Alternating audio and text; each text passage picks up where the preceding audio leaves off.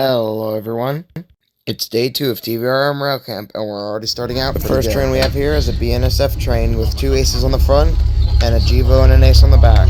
These BNSF coal trains get trackage rights over NS to go to some power plant in Georgia. After our breakfast in the deli, we headed outside for a bit of rail fanning. First up would be an NS manifest.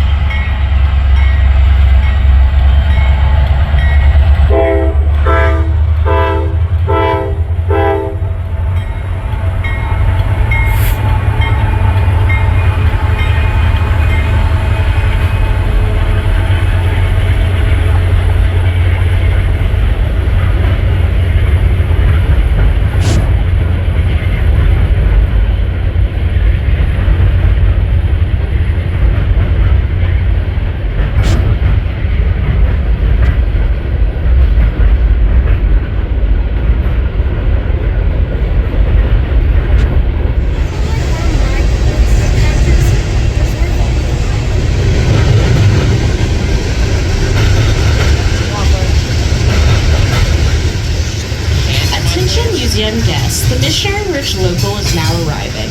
We invite you onto the platform to watch the arrival.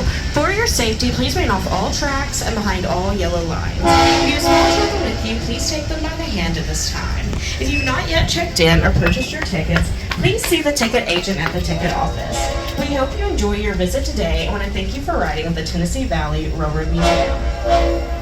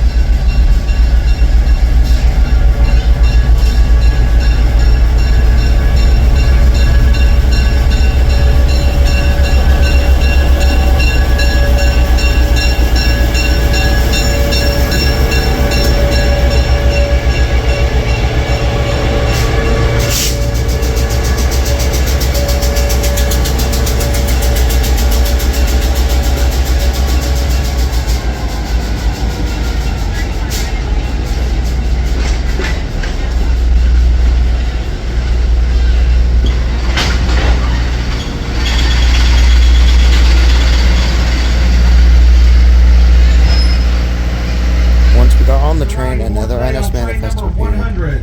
This is the Missionary Ridge Local, a 6-mile round trip that will be taking us across 4 bridges and through a pre-Civil War era tunnel. My name is Travis. I'll be your conductor and one of your historians for this journey.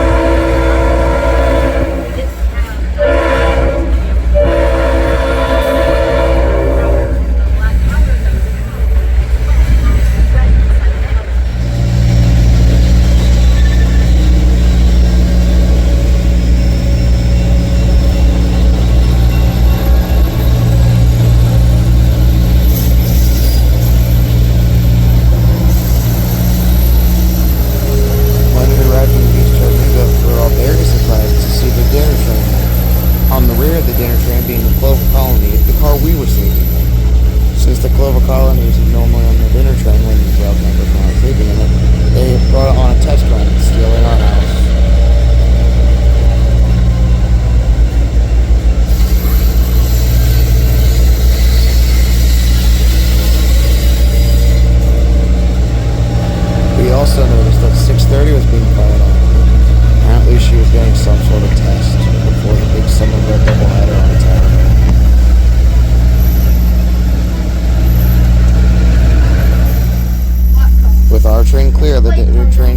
flipped the switch, and the dinner train started heading back to Grand Junction.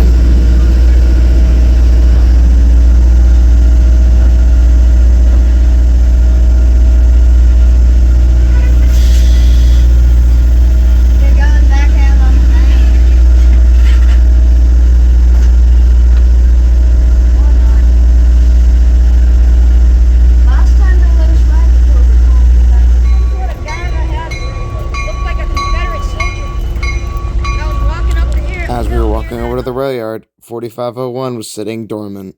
However, 630 smoke almost perfectly lined up with 4501 smokestack, making for this interesting picture. We headed into the deeper part of the yard where we saw a water tender, an ex-Amtrak dining car, and an RPO coach. Someone, I promise you it wasn't me, wrote SRC on the side, so that was kind of funny. Sage, I know it was you. Well... We then walked over to the covered part of the yard where we saw Southern Railway 6914. This engine is an E9 that TVRM was contracted to restore. Much farther behind that was an NC and St. L F7 and K&T number 12. This 282 was built for the Kentucky and Texas Road and would have worked with 4501 when she was a K&T number 10. Last under the cover was U.S. Army number 610. You may be asking, why does this look like an L&N engine? Well, back when TVRM first started, they decided, hey, we need an L&N engine. So they took this U.S. Army 610 and turned it into an L&N engine. Or a fake L&N engine, that is. It does look very well for you. Once 710 finished turning around, she headed to the other end of her train past the rail yard. And ours works, so... That's a Jacob question. That's not a me question. I just know ours works. While walking back to the coach, I saw Railway Lad and Pulling Peninsula sitting in the cab looking at us. Sage train, I see you. Not long after we got back, AA-20 left his siding and ventured back to Chattanooga's to Butt's yard. And right as we left Grand Junction, a manifest stopped over the bridge. You may be asking, where are we going? We're going on a TVRM, Georgia. to Tunnel Hill, Georgia. First, however, we stopped in Ringgold, Georgia to see the place that the General ran out of fuel and where the Great Locomotive Chase ended. As we headed over to the rail fan platform for lunch, we saw a bunch of maintenance away equipment sitting in a siding. With all this being here, of course that meant that there could not be a CSX train. Great.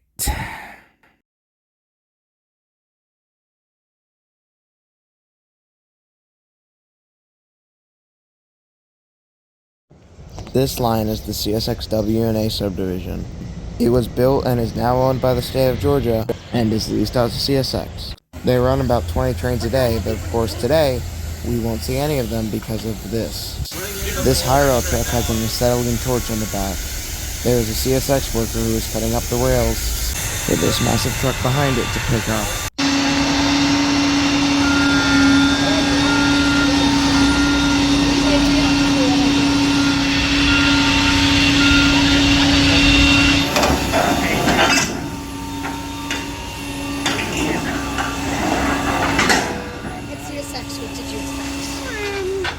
There was one piece of rail that didn't fully get cut, so they had to break it. There was a piece of rail he had to break.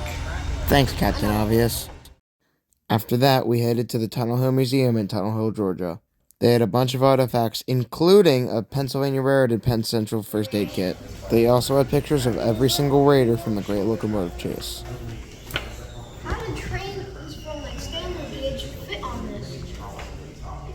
After walking around the museum, we headed to the tunnel, and we saw a truck frame and a wheel set from a CSX wreck. Apparently this wreck happened a couple decades ago, and CSX was just like, it's your problem now. And then we headed into the tunnel. Sorry if the video's a bit shaky, I had to hold it above Railway Lad's head because he was hogging the back seat. First come, first serve. Thankfully it wasn't too hard, as he's not really that tall. Hey, that's not very nice.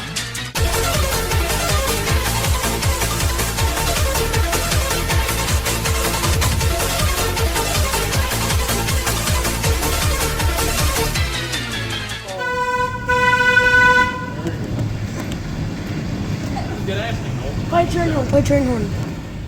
After the tunnel, we headed to a house that was very important in the Civil War or something. I guess But more somebody rents it importantly, out. there was a caboose. After all that, on the way out, there was a high rail. Basically the closest thing to a train we'd see all day. And as we left, we saw that train going into the new tunnel. Of course, as we were leaving, when we can't stop, a maintenance of way train actually starts moving. Oh well. On the way back, we saw an X-Tag and a reefer in the back. When we got back to the station, the Missionary Ridge Local was also getting back. But of course, since it's the last train of the day, they didn't go around the Y.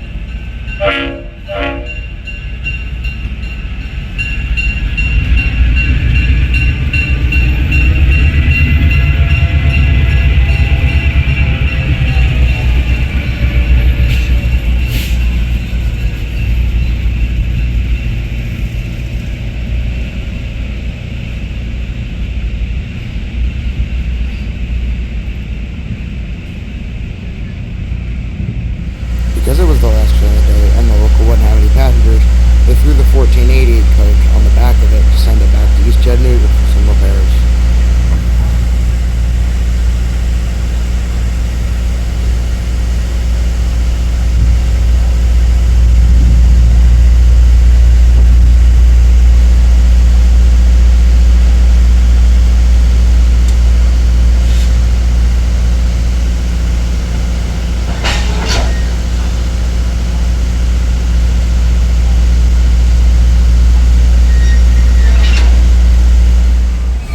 After it was coupled, the 5000 disconnected and moved back into the yard to couple back to the dinner train.